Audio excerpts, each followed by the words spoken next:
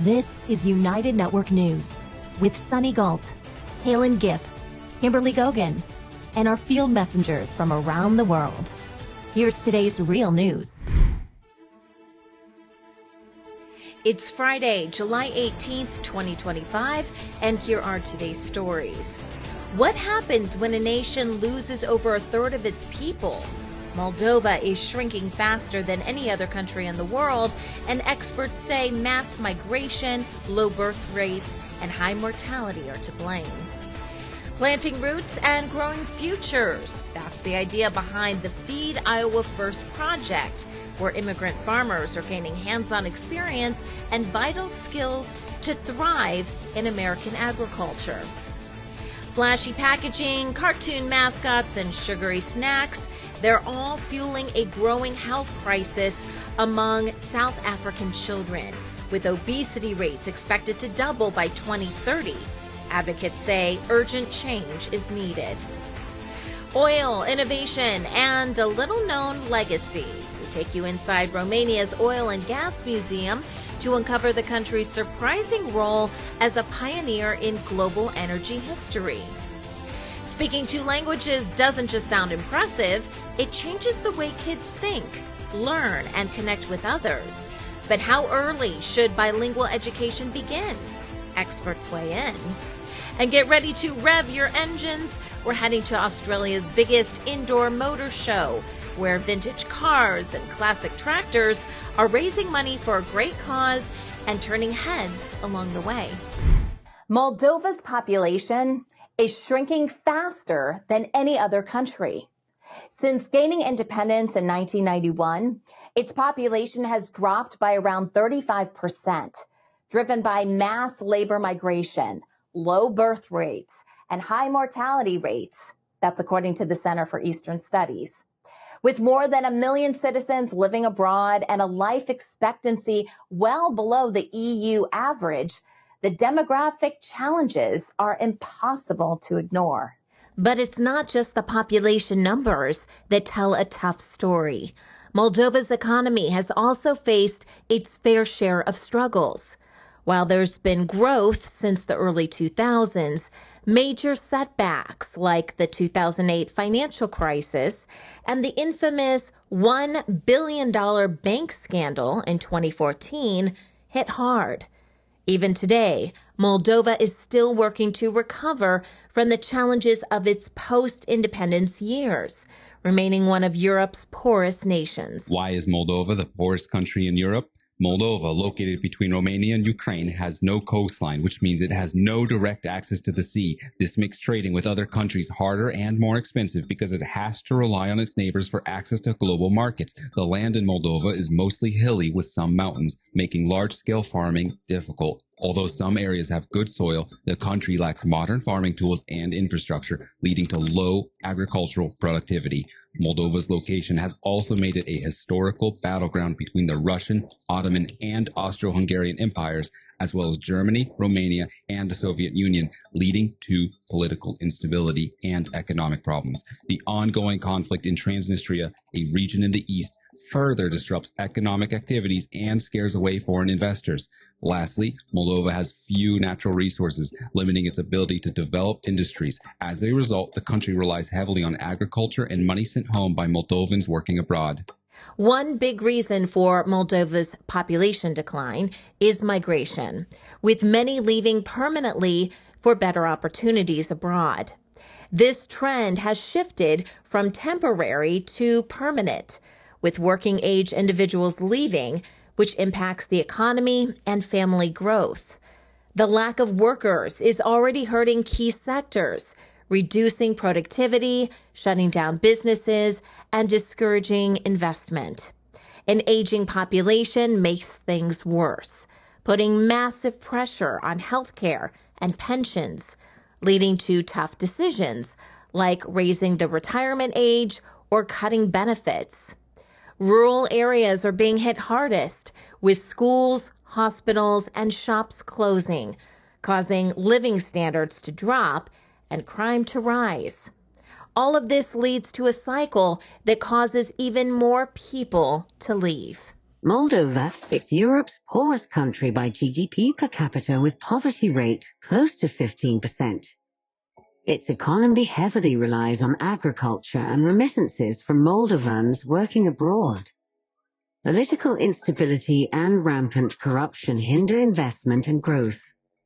Underfunded schools and hospitals force many to seek better opportunities abroad.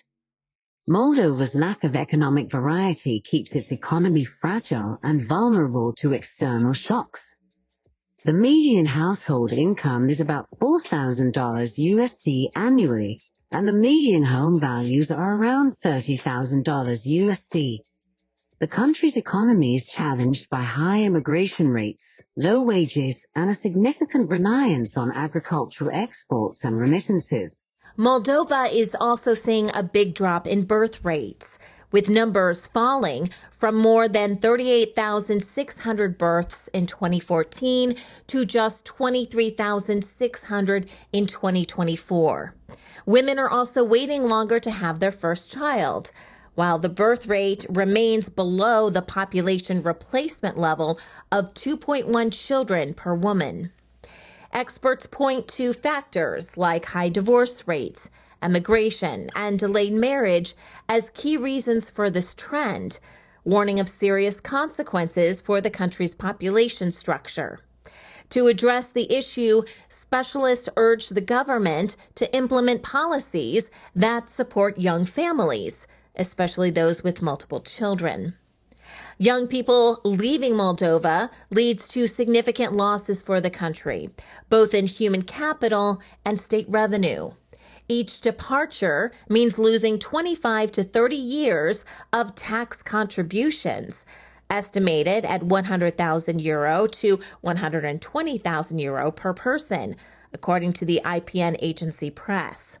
This migration also impacts the labor market, creating a shortage of skilled workers, especially in education and IT. To encourage young people to stay or return, experts suggest solutions like conditional scholarships, tax breaks, housing loans, and better opportunities at home. Universities should focus on practical skills, and the government needs to create a stable, promising future to keep young people in Moldova. The Iowa First project is designed to support immigrant farmers in gaining essential farming skills through practical, hands-on experience. UNN Field Messenger Kim highlights its impact and success. Hi, Kim Hayes, Field Messenger for UNN. Today I'm at a field day for the Feed Iowa First's Equitable Land Access Program. These farmers growing crops here on the 11-acre pilot plot were all farmers in their native lands. After immigrating to the USA, they would like to continue being farmers. The program connects landless farmers with land, seeds, irrigation, and farming equipment. The farmers are allowed to feed their families from their fields, and the balance of the produce goes to the Feed Iowa First food banks and van delivery drop-off points. We take our vegetable van out to different low-income housing units and retail establishments, and we serve farmers market style to anyone in need, anyone who's needs vegetables. And so we really focus on culturally relevant foods. So again, that just means that we're focusing on specific foods that are relevant to certain cultures and that are significant with the cuisine or diet of those folks. This is my farm, and I have okra here. I have carrot here. I have pepper. I have watermelon. Yeah, this is my watermelon here. I have tomatoes. I have sweet corn too. You can see them. Yeah. Yeah, I already harvest the cabbage. Okay, so here's some more fields that are planted here.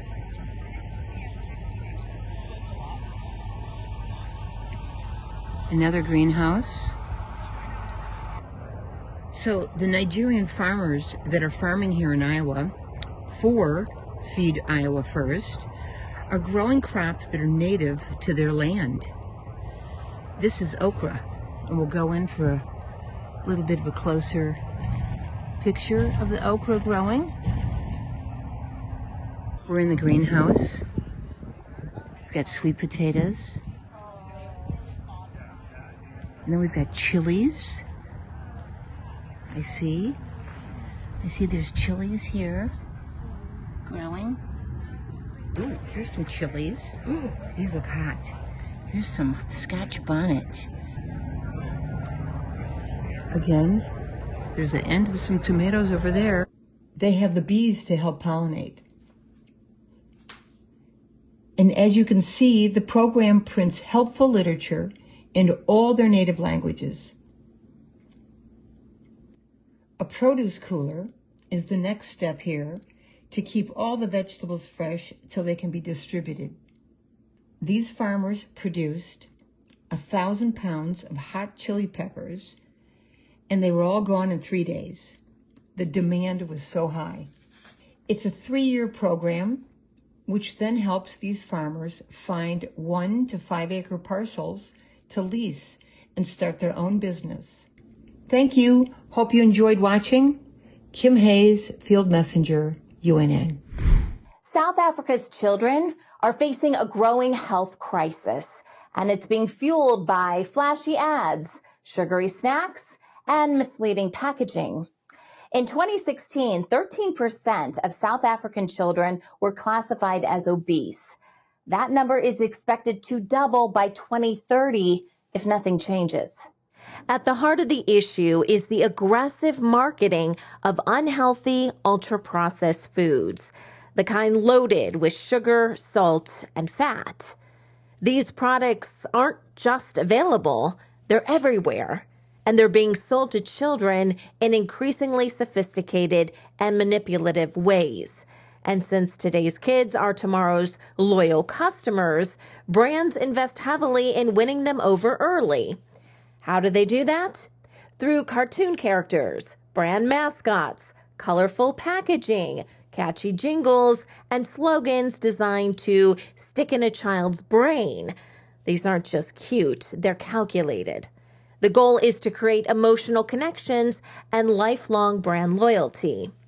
One recent example that highlights the controversy around junk food marketing to children in South Africa is McDonald's donation of My Desks to a school. My Desks are lightweight, portable desks branded with the McDonald's logo, donated by the fast food giant to under-resourced South African schools. There was a conversation online about a controversial donation of mobile desks by companies and NGOs in the Eastern Cape. On the same day that this donation was made in the Eastern Cape, the Minister of Basic Education handed over an unspecified amount of these mobile desks. This time they were branded by McDonald's to a school in the Western Cape.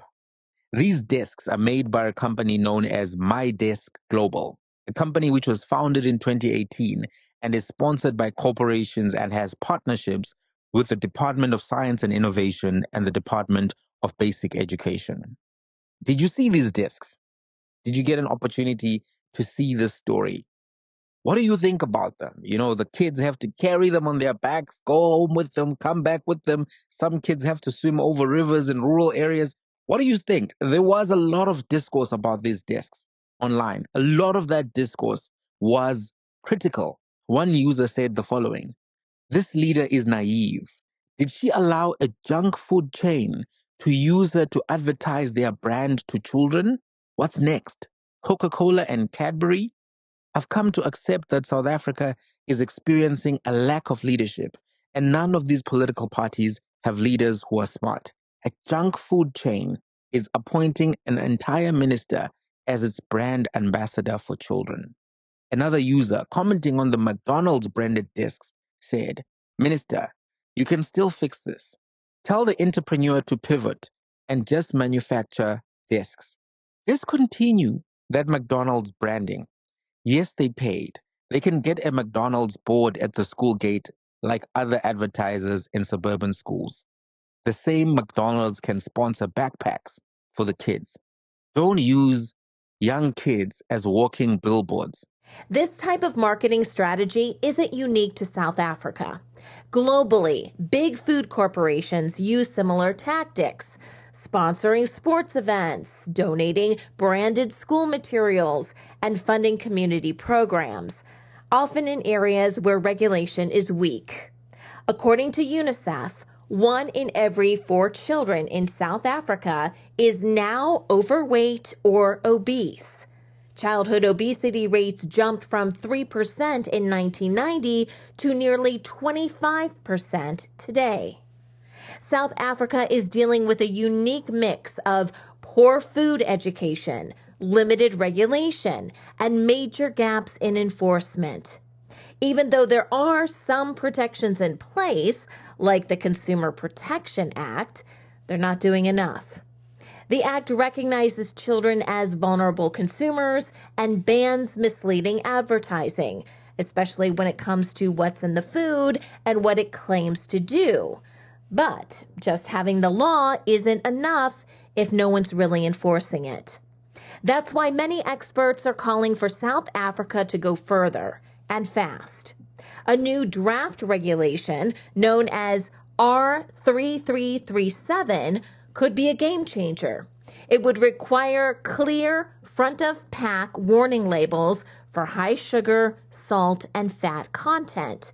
And it would ban child-focused marketing like mascots or misleading health claims. But it hasn't passed yet, and there are concerns it's being delayed due to industry pushback. Opponents argue the bill is too strict, hurts businesses, and limits consumer choice. But advocates say it's long overdue. And I think it's important that in a country where over 20 million people are either obese or overweight, 8 women in 10 are obese or overweight, and 5 men in 10 are overweight or obese, that South Africa speeds up, really. This regulation has been long overdue.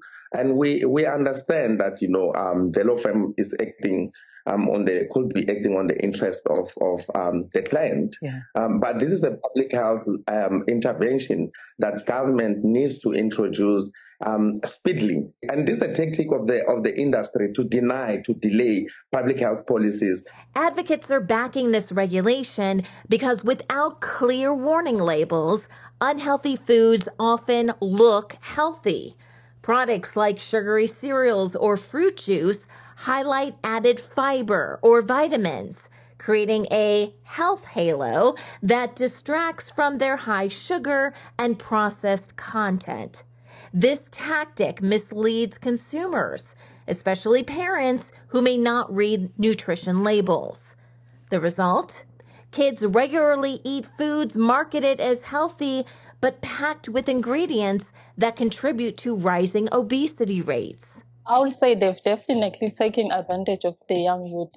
In stopping this, maybe there must be regulation as to how much they should post, or their post about food must be controlled. It must not pop up always, because these things, they always pop up more than the healthy foods themselves. I think it's unethical because, at the end of the day, those are businesses and they have to generate profits.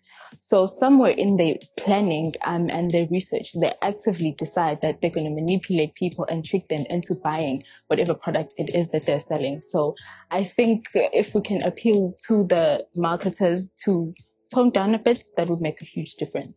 Just because it's legal does not make it ethical, and that just about sums up everything that I think. The fight against childhood obesity is not just about personal choices. It's about protecting children from a toxic food environment designed to exploit them. South Africa has the legal tools to push back. Now it needs the willpower from lawmakers, parents, and communities alike. Tired before the day begins? NAD Plus levels drop 50% after 40. NAD Plus helps your cells bounce back fast. Most supplements give precursors. NAD Plus skips the breakdown, delivering direct, bioavailable power. Support your energy, metabolism, sleep, and stress levels at the cellular level. Join the N80 Plus revolution. Start your journey to a healthier you. Subscribe today.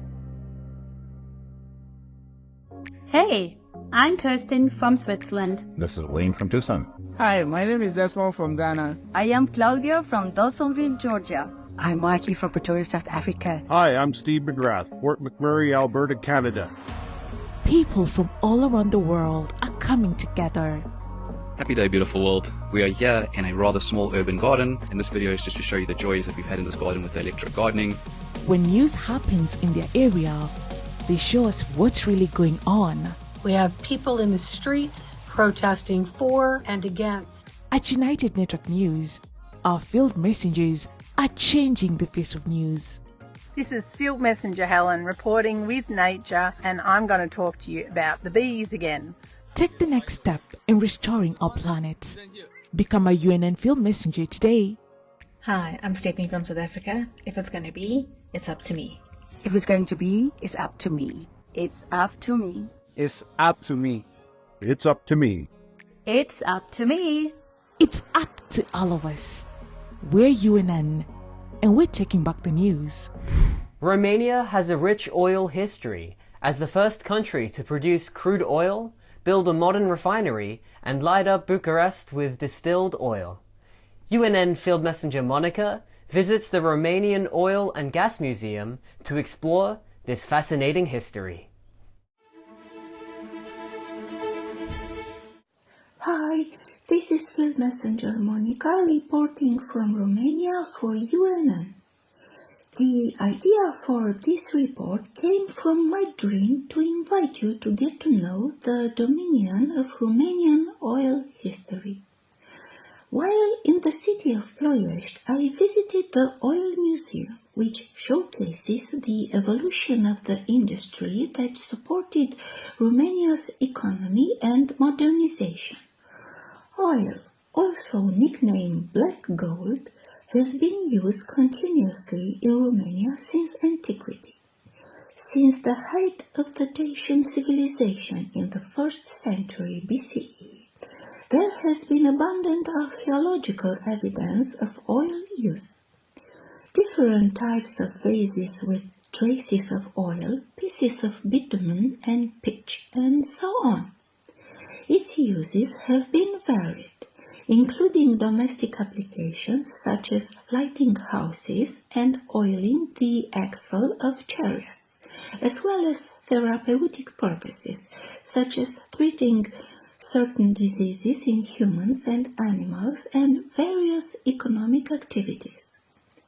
The Romanian oil industry has achieved 5 world firsts. It was the initial innovative country recorded oil production. This fact is confirmed by the prestigious work The Science of Petroleum, published by Oxford University Press in 1938, which states, "The first recorded production of crude oil was in 1857, where Romania produced 275 tons. Second, 1857, the world saw the inception of the modern refinery, which was considered the beginning of the Romanian oil industry. Operating in Ploiești, this refinery's performance was remarkable. Third, beginning April 1st, 1857, Bucharest, the capital of Romania, became the initial city in the world to be lit by distilled crude oil. 1,000 lanterns placed on poles about 6 meters apart burned for 290 nights a year. Fourth, Romania was the first country to export gasoline in the early 1900s. Fifth, the modern oil industry could not exist without a specialized workforce that increases its efficiency significantly. Thus, in 1904, the world's original school for master drillers was established near Ploiești to train individuals for the specific conditions of the Romanian subsoil. The school later began training master refiners as well. And now we are wrapping up our visit to this museum complex, which is a landmark of Romanian and world petroleum science, technique and inventiveness. Thank you for watching. Bye. Learning more than one language is like unlocking secret doors to different worlds. It's amazing how knowing another language can help you connect with new people, explore other cultures, and even think differently. This raises an important question. How early should we introduce bilingual education to give children the best start in embracing a multilingual world? In recent years, more schools and parents have started focusing on bilingual programs for young kids, and for good reason. Research shows young children are naturally wired to pick up languages quickly and easily. Introducing a second language early taps into this ability, making it easier for kids to become fluent and retain what they've learned as they grow. For babies and toddlers, learning two languages is just as natural as learning one. They have an amazing capacity to master both. Raising bilingual children has many benefits. It helps them communicate with family members who speak different languages and build stronger relationships. Knowing multiple languages provides access to more books, media, and information. It also boosts career opportunities, as many employers value multilingual skills. Bilingualism makes traveling and exploring new cultures easier too. To succeed, children need consistent exposure to both languages, which can be challenging if parents aren't fluent or the family moves often.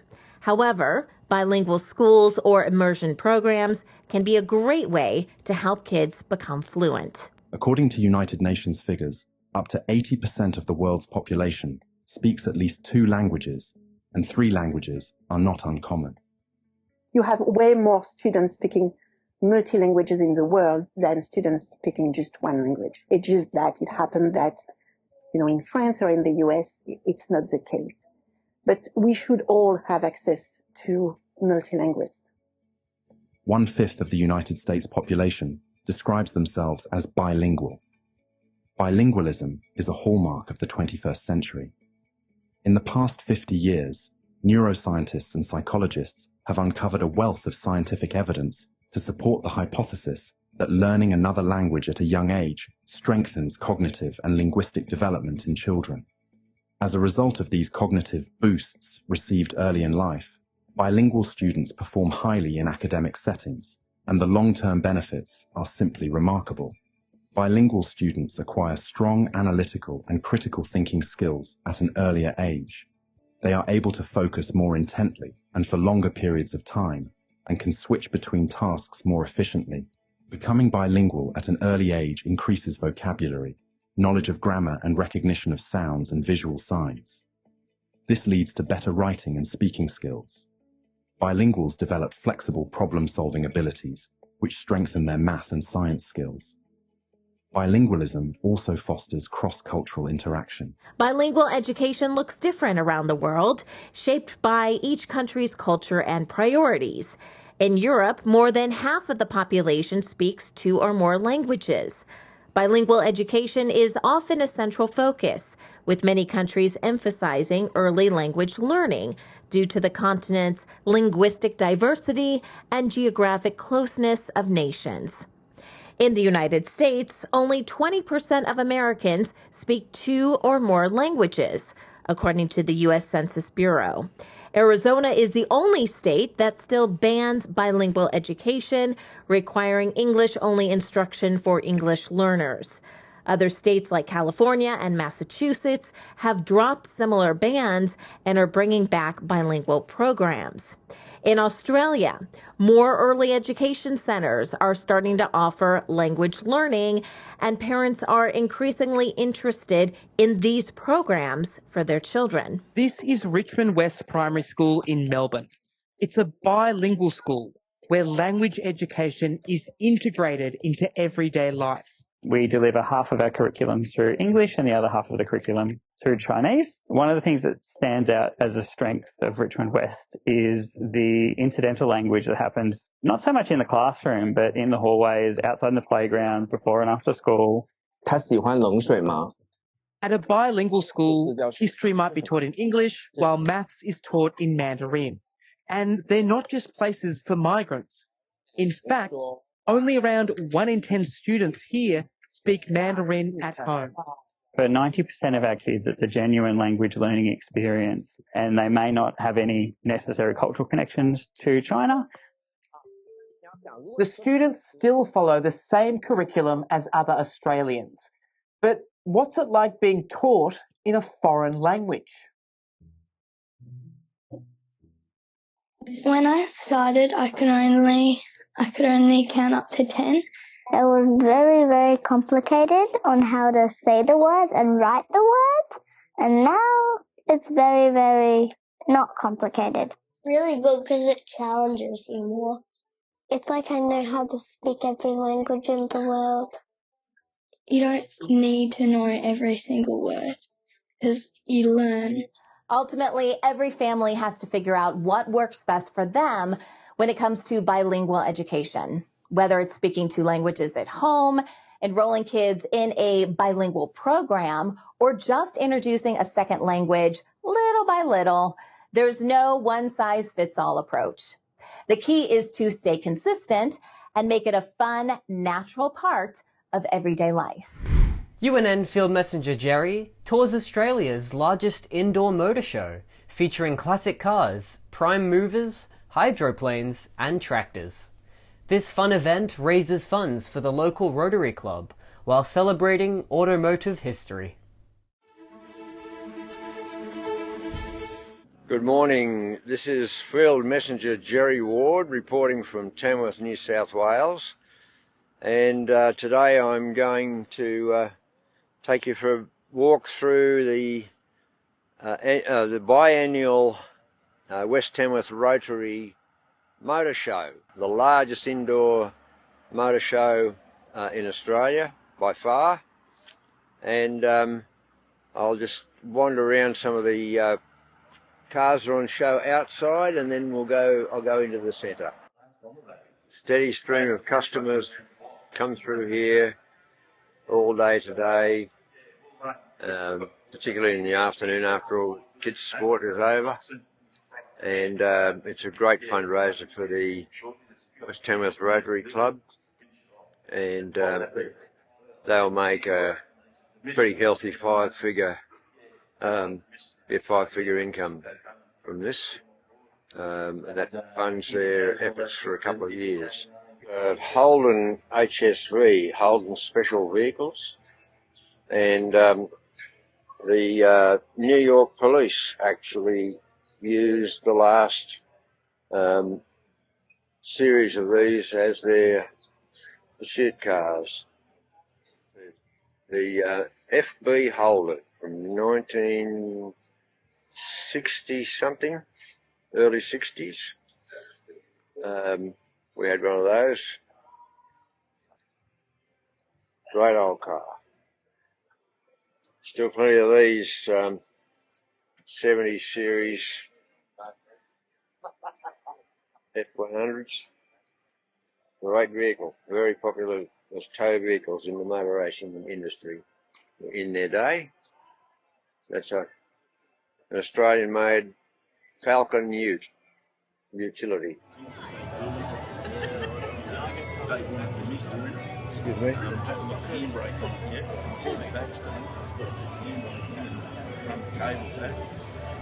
To the covers now. That is a big engine. It's a Holden Monaro GTS, and beautifully restored. After the Second World War, the Americans had a lot of these in Australia. This is a bit different to today's prime movers, is an understatement, isn't it? Sitting up high above the traffic and being able to see all around you. but that's an original prime mover.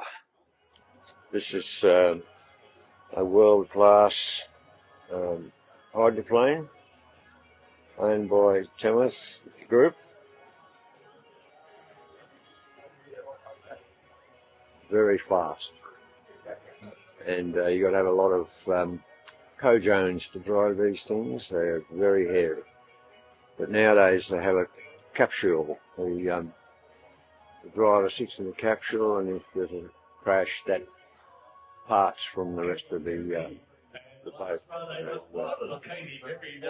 Very much safer. And now for the tractors. Our early tractors out here were they were an innovation, obviously, but not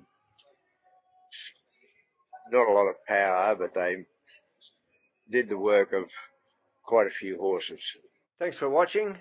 This is Jerry Ward from Tamworth, New South Wales, Australia. Are you ready to change the world? Take the next step and join our weekly Field Messenger meetings. Learn more at unitednetwork.earth. I am United Network News, and so are you.